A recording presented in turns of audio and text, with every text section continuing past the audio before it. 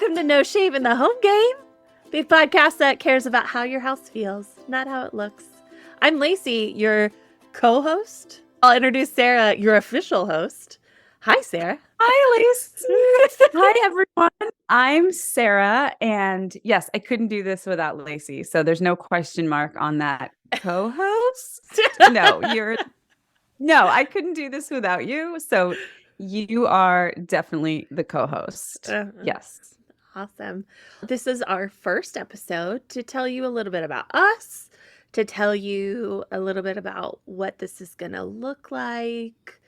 We got a lot of cool stuff, and I know we're both really excited to get started. But I think to get the most out of the show, they need to learn a little bit about who you are, who I am, and how we came to this place. This podcast is so different than what we normally hear when it comes to home anything, because it's not about how your house looks, it's about how your house feels. There's a lot of assumptions we want to make sure everybody knows going in so that we can all jump into this with clear eyes, clear heart, can't lose. Pulling a little Friday Night Lights there. Sarah, you should start with who you are, though, because you're our anchor. You're the one who's going to be doing the work, really. It doesn't, but here's what's beautiful is it doesn't feel like work. I love it. I love it. When I think of work, I think of something that's tough and hard, but this to me is so much fun. I love it. I am 5'3". I am an Aries, cusp Pisces.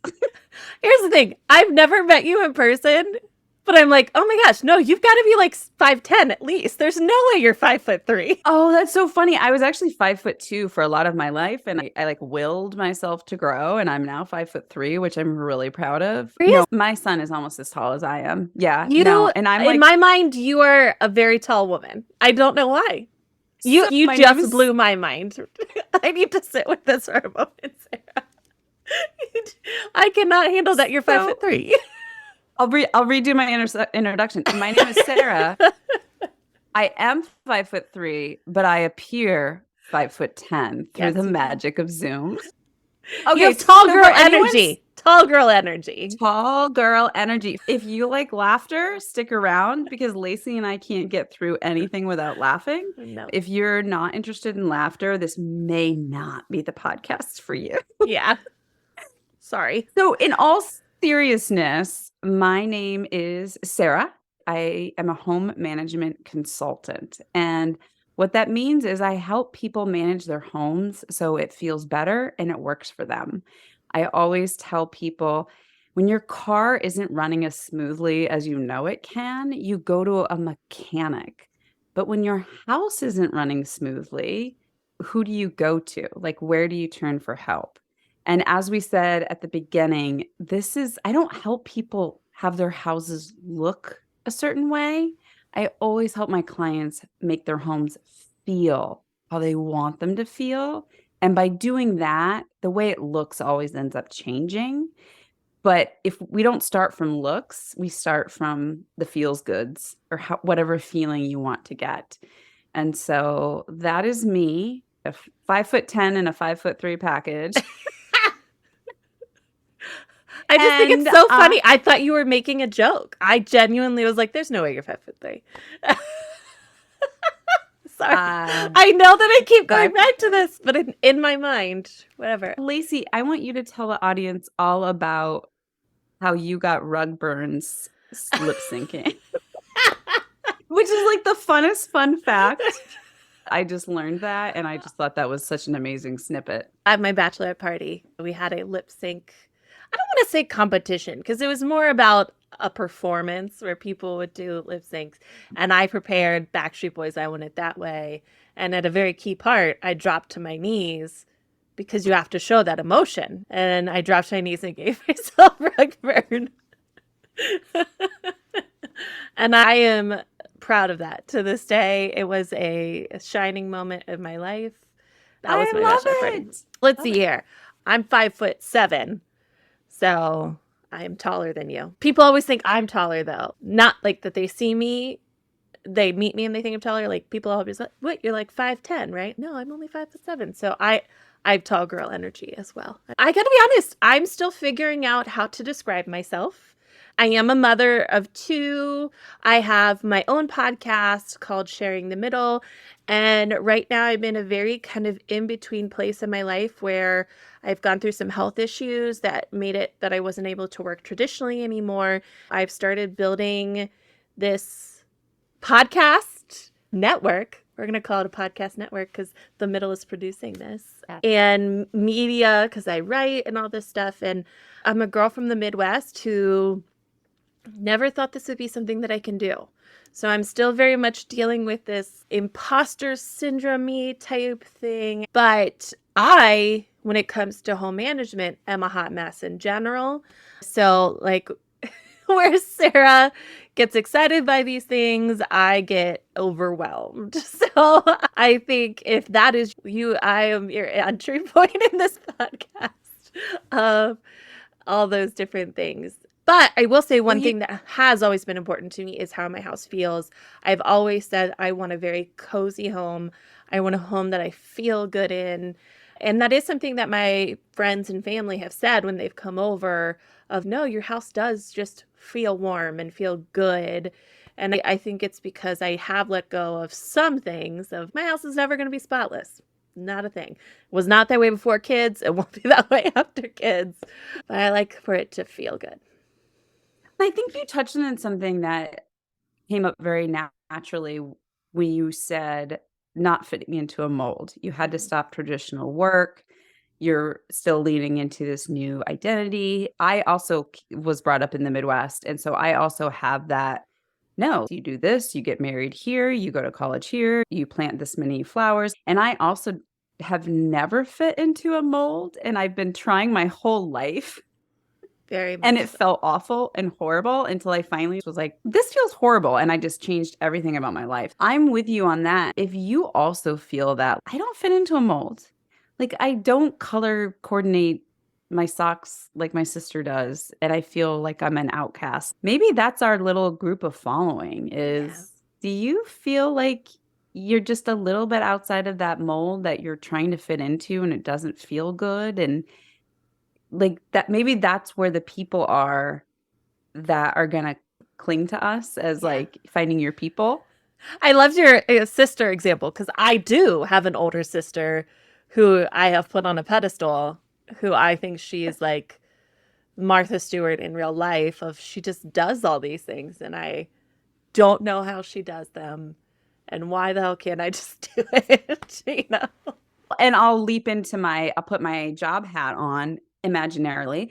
You don't if that works for your sister, that's great. It doesn't mean that's what has to work for you. How you feel, it may or may not come from how your socks are organized. For your sister, that feeling might come from there. For you, I really don't think that's the answer. If organizing your sock drawer by color brings you joy and that's how you want to feel, do it.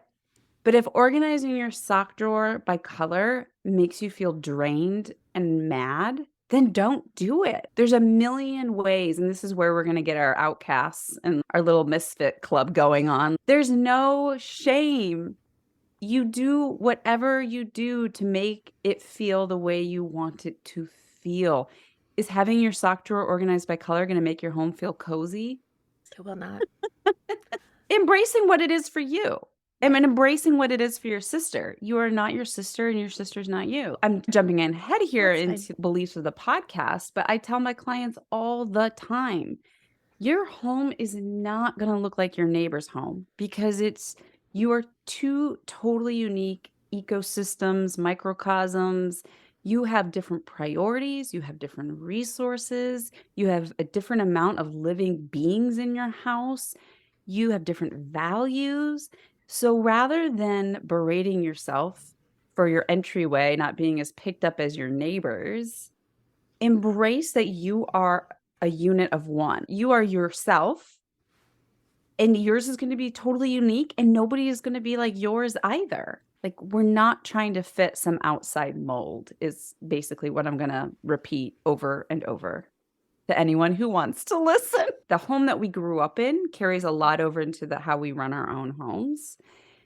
one of the first questions, any childhood rules that stand out that were just normal to you at the time, but then you got out into the world and you scratched your head and went, "Oh, not everybody does that." I Any have a that very specific story on this that has become a big family joke for my family. I grew up in a house. I was the youngest of 5 kids. I was always considerably younger than my siblings. They're all much closer in age. And then I'm 5 years younger than my closest siblings. I have this interesting place in a family where I'm almost like an only child and a youngest child.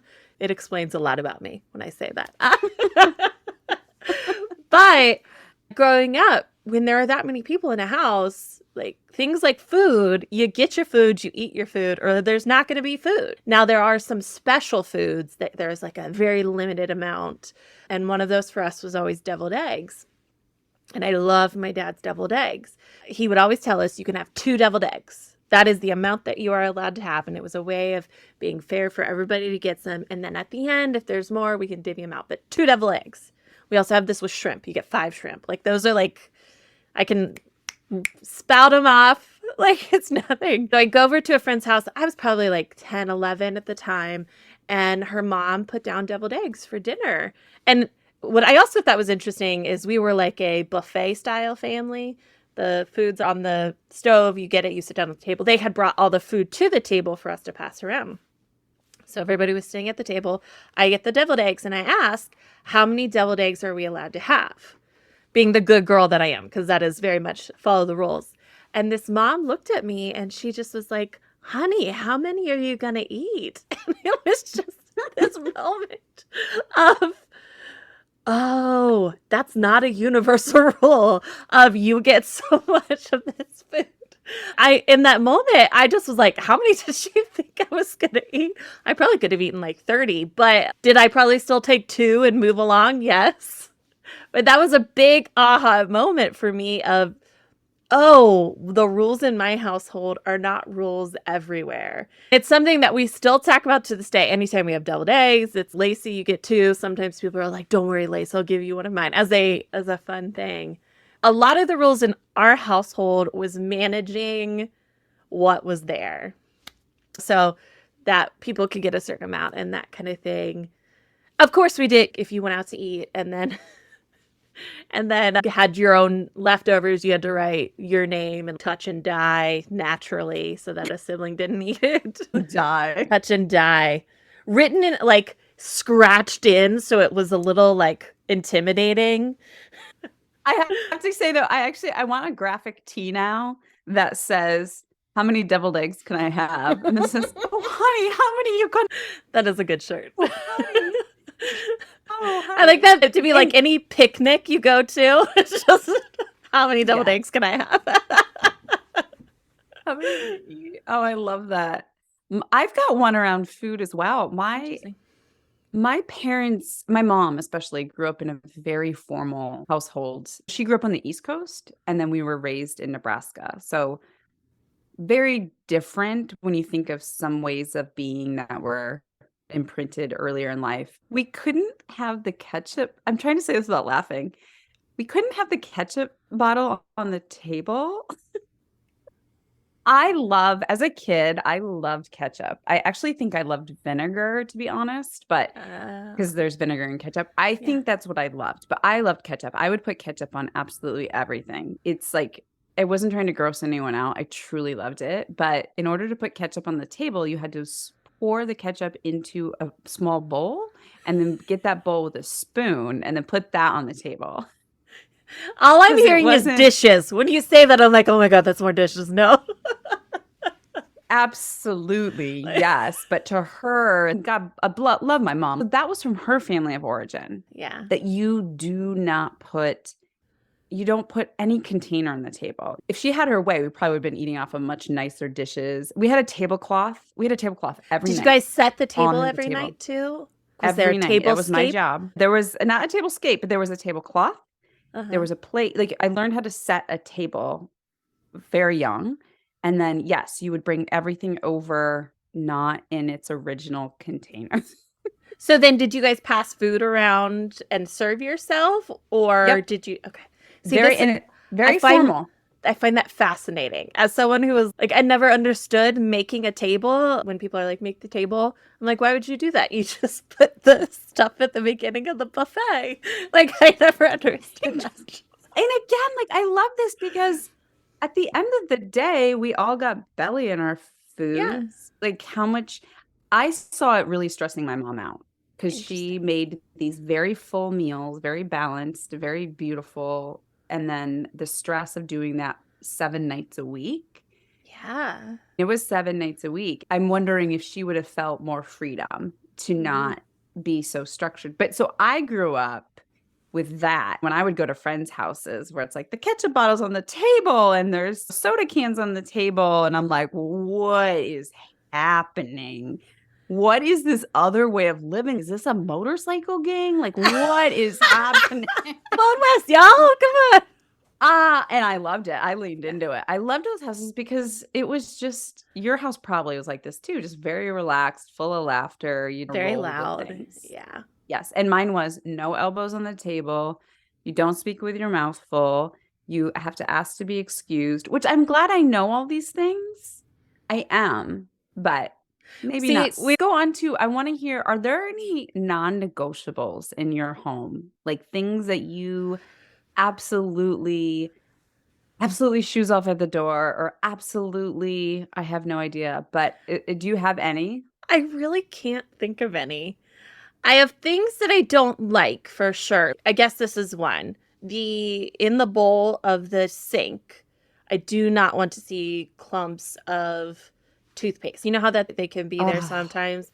I that is one thing that I'm just like, nope, nope. I do not like that. I do not want to see that.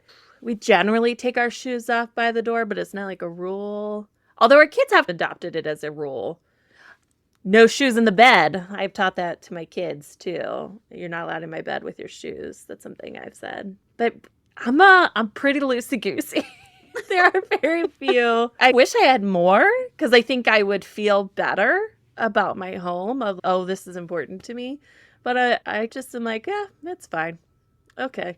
Which is again, no right or wrong, but Yeah. when we're talking to people who are living with another adult, it's like you bring those family of origin rules with you and Now my some husband, who yes, you all okay. will hear from at some point, Yes. does have these. Yes. He does, and yeah, we disagree on some of them. See, Yeah. and that's where I find like really interesting because it's not actually right or wrong. Yeah. What's the objective? And this is how you were brought up doing it, thinking that was the be all end all.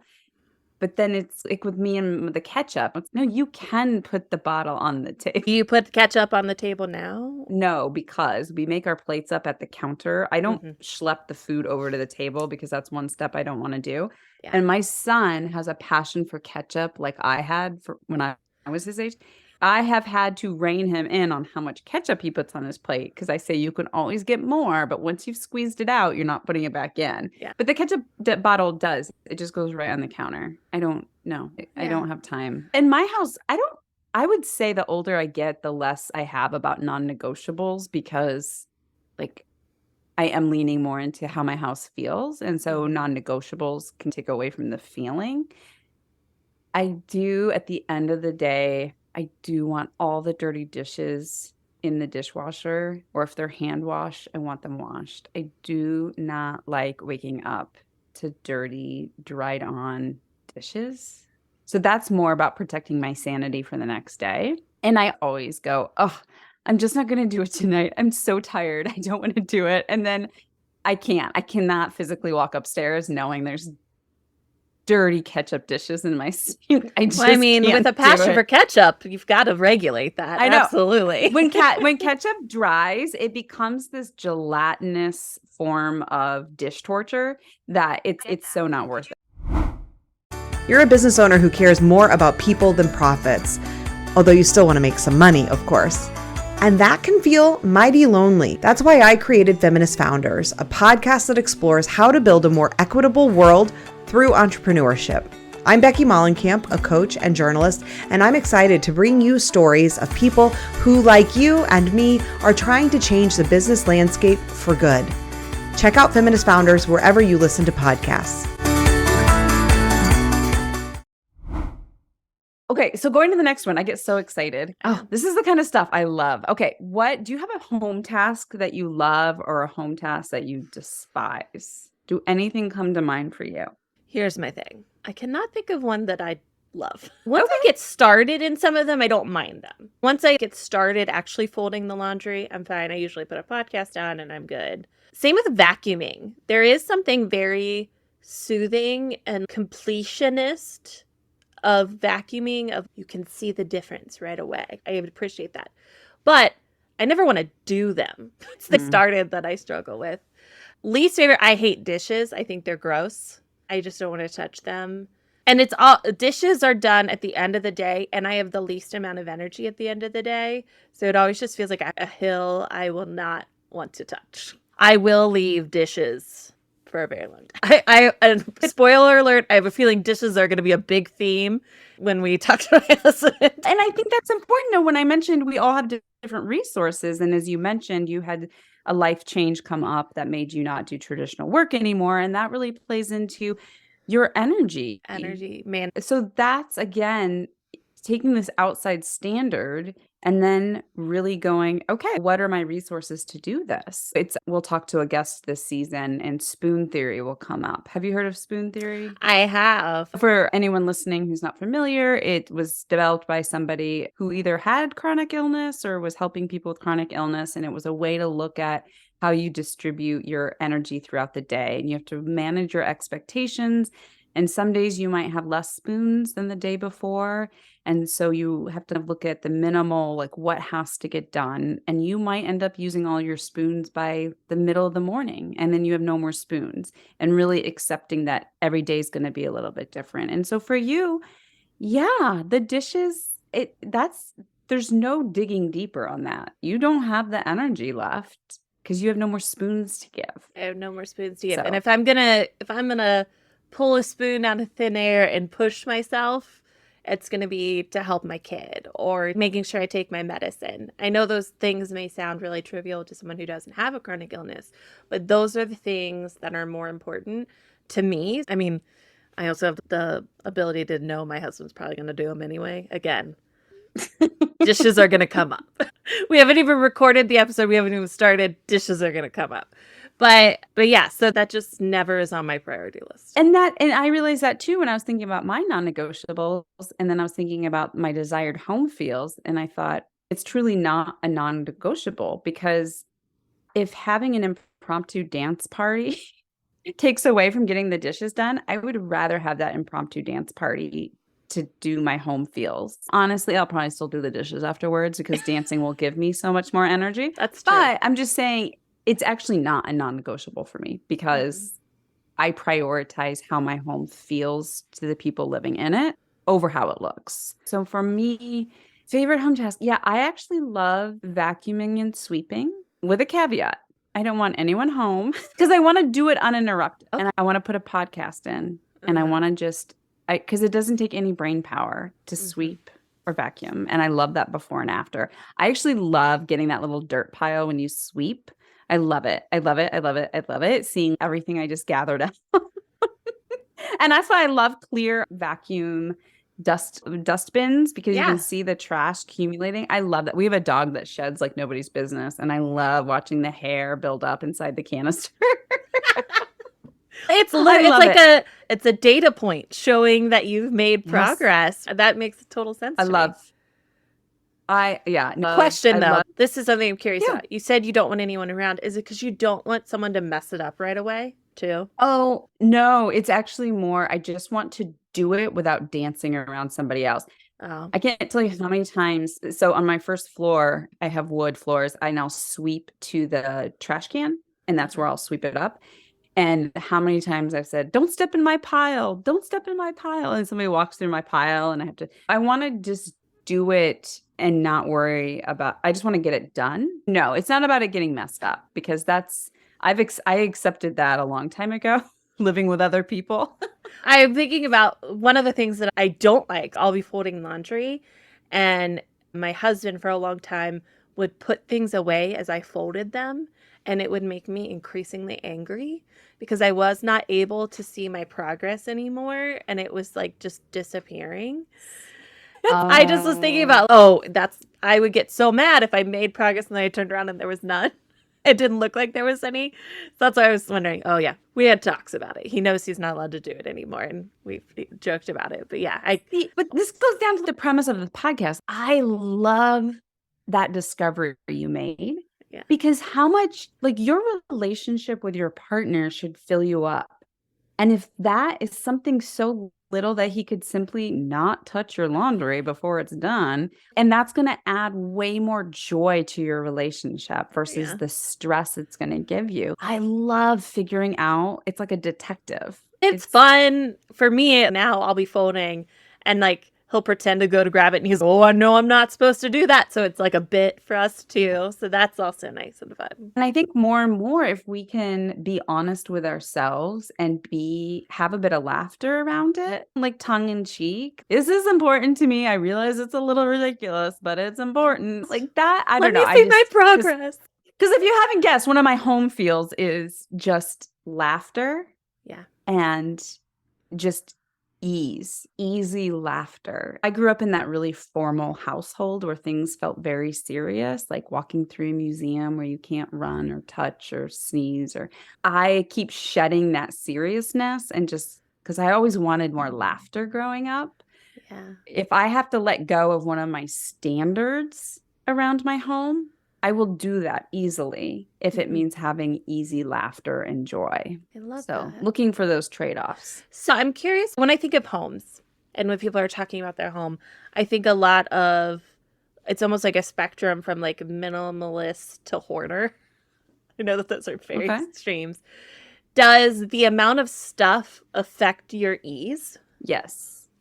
Yep. Okay. And that's something I'm evolving. We're all evolving. Like it's not what it was when I got married 15 years ago. It's even different than it was 5 years ago. I keep finding those balance points between what I would ideally want it to be and if I'm going to live with other people, what it's going to realistically look like and accepting that compromise. One of the compromises is we call it the Lego room. It's more the lounge now, but where a lot of my son's toys are. There is way more crap in there than I like, and I do not spend a lot of time in there. And I also don't really care what it looks like. But my other areas, like the kitchen table, I guess this is a non-negotiable. I do not like stuff accumulating on the kitchen table. I clear that off every night, almost. But if stuff accumulates in the Lego room, I don't care. So I have partitions. Like in my bedroom, I want it very sparse because that feels like a sleeping place to me. My son's bedroom, I wouldn't want to sleep in there. That's not my jam, but it's his jam. And I'm willing to yield to those different spaces. Yeah. Did I answer your question? I just You went did. off on a tangent. Oh, absolutely. Okay. And so it sounds to me like if we look at it as a continuum, on the minimalist scale, you would naturally be much toward minimalist. You realize that's not for everybody, so you allow it to be more cluttered, where it doesn't matter. But in certain zones. In zones, yeah. So I have a mindset about certain zones. And as long as I can keep the ones that are a priority to me in my priority and not what the rest of my family wants, then I'm more comfortable. And then I don't give them, but they get spaces to have it be the way they want. So instead of thinking of it as like it averaging out that the whole house is a little bit cluttered, it's more these zones are always going to be picked up and reset and look the way that makes me feel good. And then other zones, it goes a little bit farther. And then I let it go a lot farther before we tether it back a little bit. Let it ebb and flow more, if that makes sense. I'm realizing that I have different types of clutter as you're talking. I'm like, ooh, because I like a little bit of clutter. That's just something when it comes to home feels. I think a little bit of clutter feels warm to me. It feels lived in. But I'm realizing that I've got what I'm going to call functional clutter that is storage, or you know what I mean, and non-functional clutter, or gets designed to look a little cluttered. And so when I think about the kitchen table, I get so frustrated when our kitchen table has clutter, but it's more that then we can't use it the way that I want to use it, which is as a space for us to do things on. Or if like we have shelves and we've determined that these things go on those shelves, it can be those things cluttered, but it's once other things start to impose that I don't like that. We're like really I helping me really right now, but like this is a big aha moment good. for me. I hope people who are listening, I hope somebody's getting something out of that too. And you actually taught me something, functional clutter versus non-functional clutter. And I think that's a really good distinction. And I agree for me, and this is where like the feels are different for everyone. Mhm. I've been in homes that are so picked up and so to one edge. I don't want to say extreme, but different than me, that you're right. Like I don't feel at ease. I feel like I'm in a show home where it's, don't sit down, don't touch, don't breathe. You're right. I don't feel as comfortable. So I love that you made that distinction. With a little bit of clutter feels cozy. Yeah. And I'm So very okay with that. That was a big realization for me of like how I feel in my home and what I want. And I think that's the hard part of I don't mind some clutter. There are a lot of people that I know are super minimalist. They don't want clutter. I was like, I don't mind some. I just need to find that line of when is too much. and I also love the distinction. We already interviewed one of our first participants, already made the distinction between she's a friend of Lacey's and she likes her house extremely minimalist and picked up. And Lacey is at the other end of the spectrum, but she's okay if it's in somebody else's house. That Yeah. doesn't bother her. She just doesn't want it in her own house.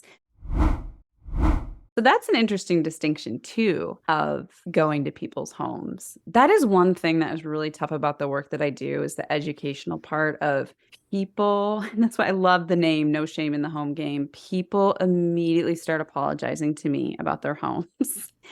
And I'm like, I am not here to judge.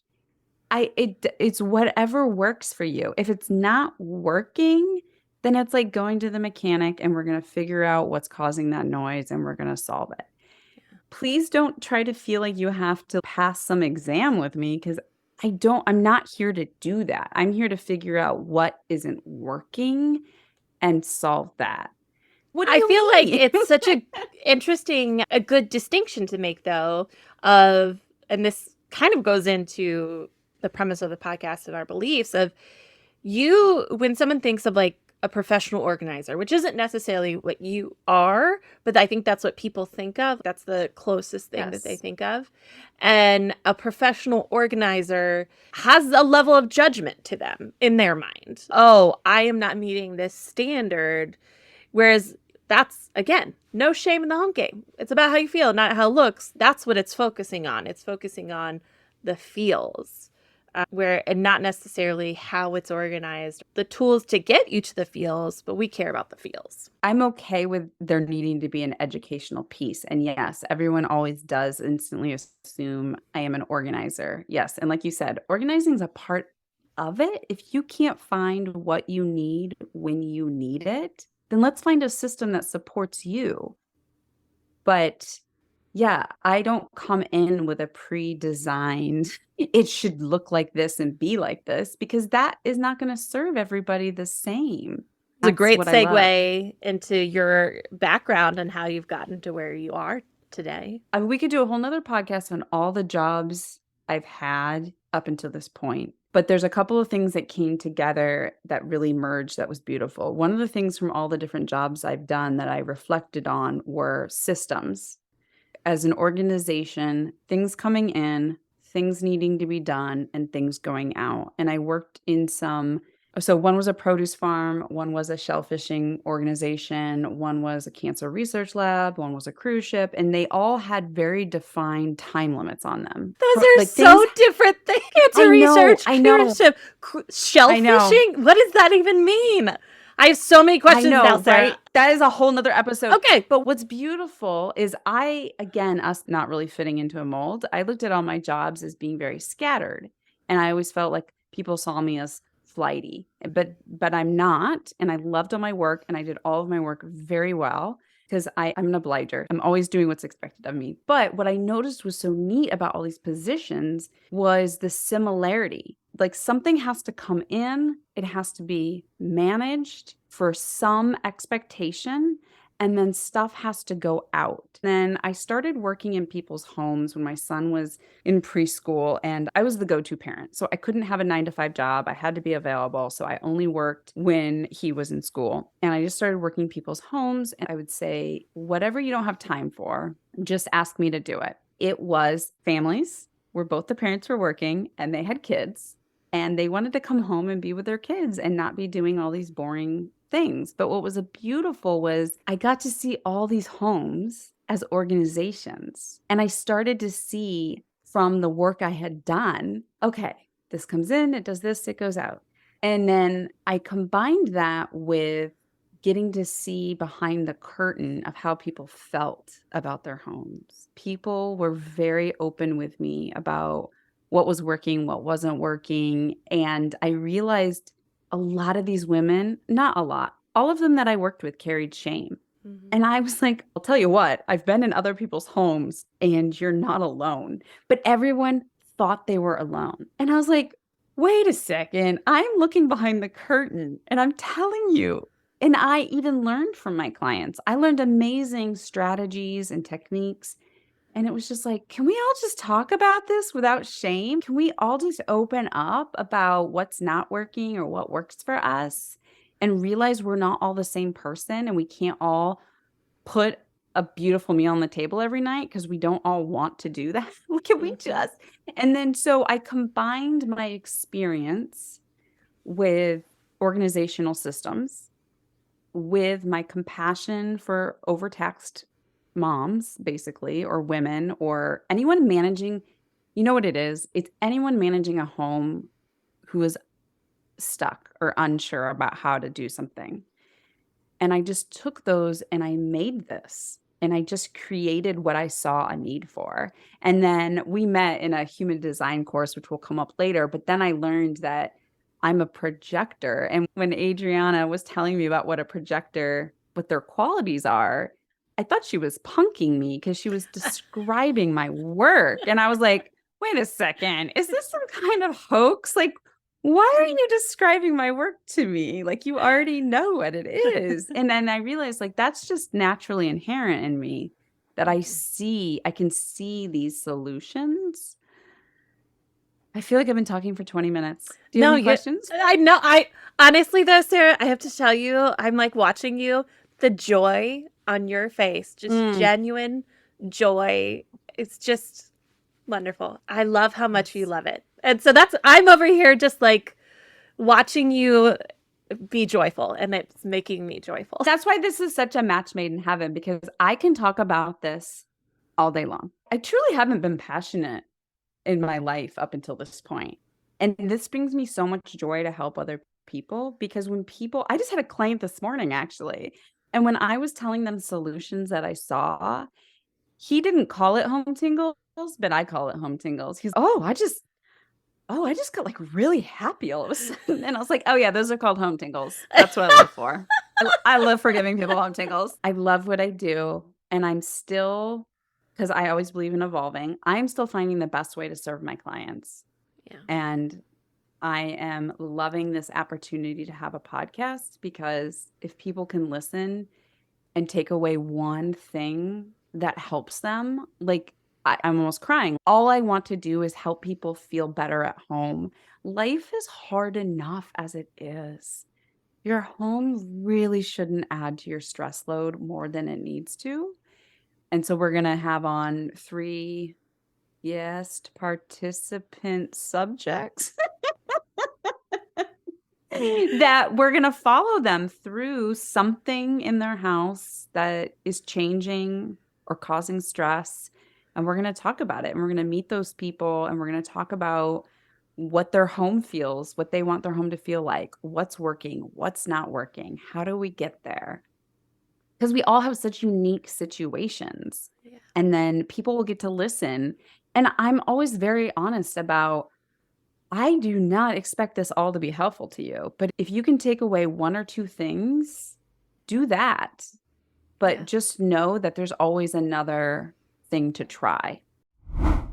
I keep track of so many different things, whether it's from the middle, No Shame in the Home Game, all of the different business ventures that are part of those things. And I also keep track of a lot of things in our household, from things that we need to repair and do and flows, all of that stuff. And the thing that I use to do all of that is Notion. Notion is this amazing blank slate where you build your own app and database depending on what you need. They have some amazing templates to help you get started. But once you get in there and start using it, you see how things work and come together. And it is magic and easy and beautiful. It's like a to-do list meets a database with workflows. And then you can even get AI right into Notion to help you come up with words when words are hard, because let's be honest, they are. We have a link for Notion to help you potentially. If you go to noshameinthehomegame.com/NOTION, you can get a link into Notion and potentially sign up for a plan. They do have free plans and paid plans. If anything, go get a free plan because it is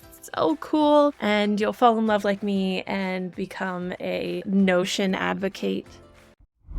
Sarah and I met through a course and learned that our skills are very complementary. And as you heard, I love listening to Sarah talk about what she does because, one, I need that in my life, but also I am such a big believer in this idea of we need to stop comparing ourselves to other people because we don't know what's going on in the background. Comparison is the thief of joy. I wish I knew where that quote originated, but I don't. It is such a hard thing. And I think the more that people are willing to stand up and say, oh, I do this, or oh, I do this, or I am not that way, the more that we'll all be able to live these happy, productive, good lives for what that looks like for us. I have my own podcast, Sharing the Middle, where people talk about the difficult or different middle moments in their life. And as soon as I heard Sarah talking about this idea and what this could become, I said, Sarah, this is bigger. This is a message that needs to get out in the world. People need to hear you. And that's what brought us together, to giggle along and hopefully help someone. If this helps one person, that's so freaking cool. Even if I it's know. not help someone feel seen, or if it helps someone have an idea, Yes. or helps someone recognize something in their home that can make them feel better. Because our home, so I rarely leave the house. I have not driven since Halloween of this past year because I'm afraid, it's not just me, my husband's afraid, that I will get myself somewhere and not be able to get myself back. Not necessarily that I think I'm going to crash and that kind of stuff. It's more about getting somewhere and not getting back. And so I don't leave my home unless somebody else takes me. That means I don't really leave my home. I need to get better about it. It's something that my mom keeps telling me. But how I feel in my home, it was important before, it's even more important now. And it is crucial to my day-to-day life because this is where I am most of the time. And so that's another reason why I think it's really important for a home to be a safe place, no matter what. Along that same lines, that was one of the principles of the Home CEO course, which is what this is all based around, is it's not just about are the dishes done? It's not just about is there a laundry pile? What it is about is if you come home at the end of a long day and you're tired and hungry and want to change into clean clothes, but you can't find those clean clothes or you don't have any food to eat, then everyone in your home is on tension and hangry and starts bickering. And then everyone goes to bed feeling even crappier than when they got home. And then you wake up the morning still not having anything to eat or finding your clean clothes. Then everyone's rushing out the door and is snipping at each other. And then you go out into the world with that energy and those feelings. And it's like, whoa, whoa, whoa. What if we could change that, even just 10%? To make it so when you come home and you've had a long day, oh, I just got tingles. Oh, I just got tingles. What if when you come home, you can find what you need? You can relax. You can laugh with your family. You can make a meal with ease. And it doesn't matter if it's formal or not formal, but you get food in your belly and you can all go to bed clean and fed and rested. And what if you wake up in the morning and you get out of the house with calm energy? And what if you take that energy into the world? the ripple effect of that, I just think is so beyond what we could even comprehend. If we all 10%, 5% could turn that dial just towards those feelings that you want, just 5%, I think the ripple into the world would magnify. And that's me being that like idealistic. In my previous life, I did learning and development, and one of the things was like a 1% change over time compounds into huge Yes. amounts of change. When I start with clients and even with the home CEO course, I'm very clear. We're not uprooting anything. We're not turning this upside down. This is starting so small that it seems insignificant, but it's doable. And that one little corner of a drawer or corner of a counter or even like your kitchen table that you mentioned, that if you can just maintain that 1%, let's stick with 1%. Yes, that will feel so good that it actually naturally starts to spill over into other areas. And so, yeah, anyone listening who's I don't have time to change everything or do all this big stuff, it's like we're just asking for just 1% change if you want to feel different. And maybe you don't want to. And it's okay. That's just Yeah, our motto. that's And okay. that's okay. And that's okay. That's okay. You do you. Eat Yeah. all the deviled eggs you want to eat. No, you only get 2 deviled eggs in this house. Daggone it. How many do you want to eat, honey? We are going to follow 3 volunteers who are going to implement some of these things in their home. And we're going to follow them like it's a little reality series where we'll check in with them and we'll get to hear their progress. And if things don't work, that's actually good because then we can figure it out and do it. There is no right or wrong. There is no finish line, really. It's all about progress and moving towards reaching that home feeling so that we can have that joy ripple out in the world. There's no judgment. There's no judgment. If you want to keep all your shoes lined up one in front of the other and make a big trail through your house because that's what works for you, like rock on. There's no judgment. And I see it as really empowering people to view things in a way that works for them and empowering people by giving them tools that they can try on and see if they work for them or not.